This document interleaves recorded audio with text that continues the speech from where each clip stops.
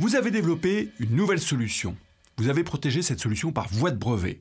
Votre demande est en cours de délivrance ou votre brevet est déjà délivré. Vous vous posez la question d'évaluer votre brevet dans l'objectif d'une transaction future. Quelles sont les méthodes d'évaluation d'un brevet? Comment les emploie-t-on et à quelle fin? Quels sont les paramètres à maîtriser dans cet exercice? Faisons le point. Prenons quelques exemples pour bien comprendre la situation de départ. Vous êtes dans une situation dans laquelle vous souhaitez céder un brevet ou concéder une licence, soit parce que vous recentrez vos activités sur un pôle plus stratégique, soit parce que votre invention peut trouver une application dans un domaine connexe.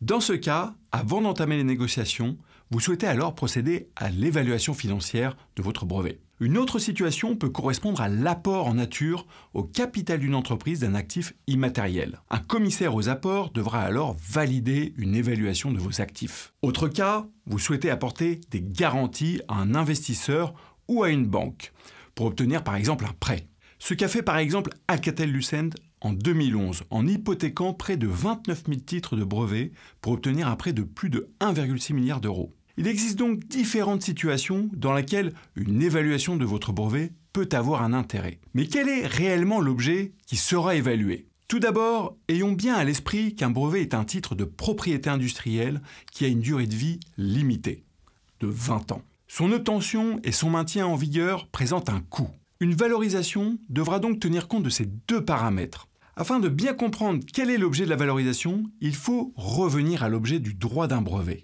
Il s'agit d'un droit d'interdire à un tiers d'exploiter l'invention sans votre autorisation sur un territoire donné. Il s'agit donc d'un monopole de marché, notamment pour utiliser, fabriquer ou vendre votre solution brevetée. La valeur de votre titre se calcule donc en faisant la différence entre deux situations.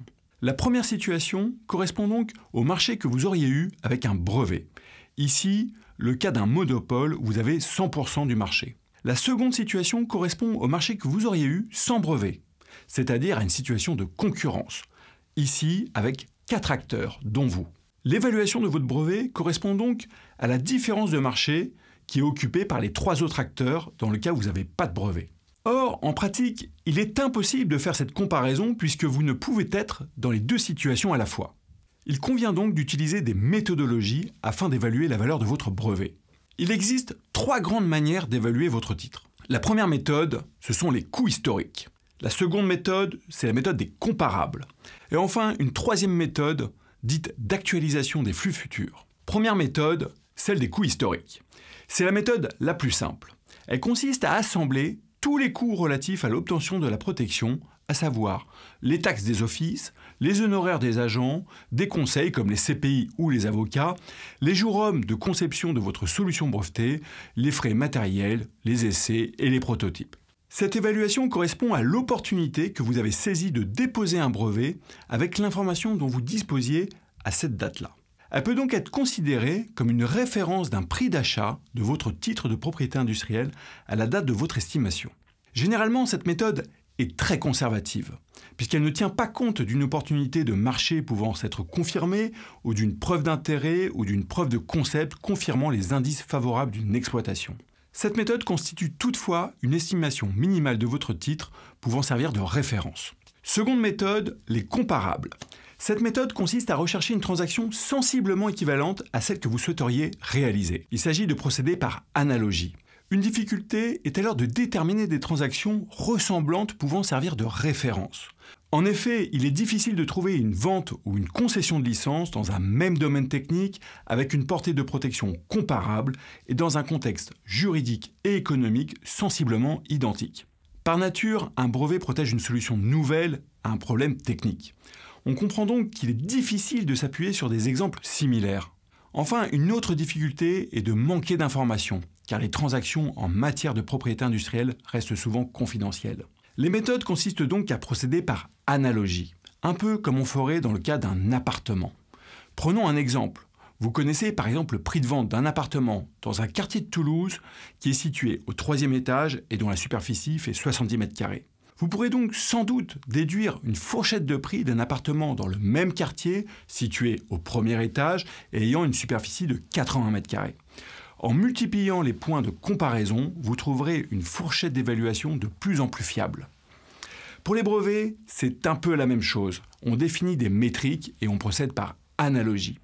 Troisième méthode, les revenus actualisés. La méthode des revenus actualisés consiste à actualiser une valeur future relative à l'exploitation de votre invention basée sur un certain nombre d'années. Dans cet exemple, l'évaluation est réalisée sur une période de 8 ans. Votre valeur future est calculée à partir des chiffres d'affaires annuels propres à l'apport de votre invention dans votre produit ou votre procédé. Les flux générés par l'exploitation sont alors actualisés en fonction de paramètres susceptibles d'évoluer dans le temps, comme par exemple la valeur de la monnaie, les taux d'emprunt ou encore l'obsolescence d'une technologie. Afin de déterminer un taux d'actualisation, la méthode s'appuie généralement sur des données connues dans le domaine d'application de votre invention, ou sur les pays que vous avez choisis pour étendre votre demande, ou encore sur un contexte industriel. Enfin, cette méthode peut prendre en compte le taux de redevance. Le taux de redevance peut être connu puisqu'il est accessible dans le domaine de votre invention. Il s'agit donc en réalité de plaquer un business plan sur l'exploitation d'un droit de brevet en prenant en compte une actualisation et un risque. Les risques peuvent être de différentes natures. Tout d'abord, on évalue un risque juridique.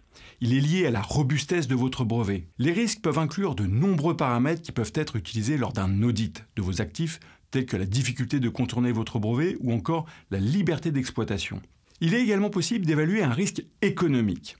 Il est lié à votre contexte de développement, au type de produit ou de service proposé, au secteur économique dans lequel vous êtes et aux pratiques du domaine en matière de droit.